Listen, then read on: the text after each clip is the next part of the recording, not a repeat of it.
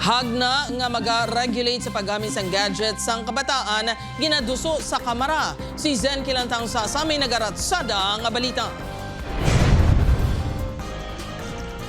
Mas malawig ang oras sa paghampang kung ikumparar sa screen time ang bata ni Catherine nga si Ira. Iya ini ginahatagan sang 30 minutes tubtub 1 hour nga screen time kada adlaw. Mga popsicle sticks, tapos mga gagmay nga mga Barbie, playhouse, so mula na yan. Sandali napta na day okay na, mula na yan hampangon. Pero still nga may cellphone, nanggit siya all throughout of the day, doon day.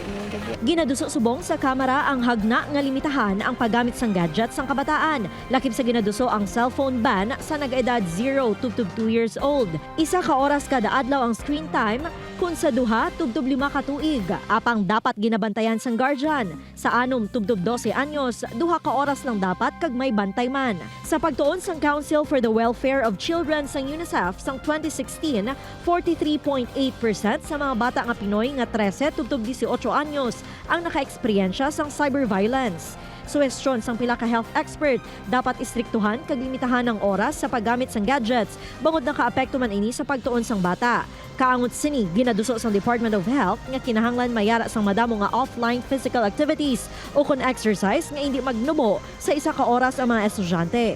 Pabor naman ang pila ka iloy sa plano, madamo kuno sang mahimo madala nga negatibo ang mga ginalantaw sa cellphone. Sa sublan nila sa screen time, hindi man sa tanan yung oras mabantayan. Huwag ko na gawag na paggamit. Ngayon sa suba ko na padala ko lang sa eskwelahan kay kung in case for emergency. Bala. Upod kay Cirilo Randuque, Zen Kilantang Sasa, ang naga Ratsada!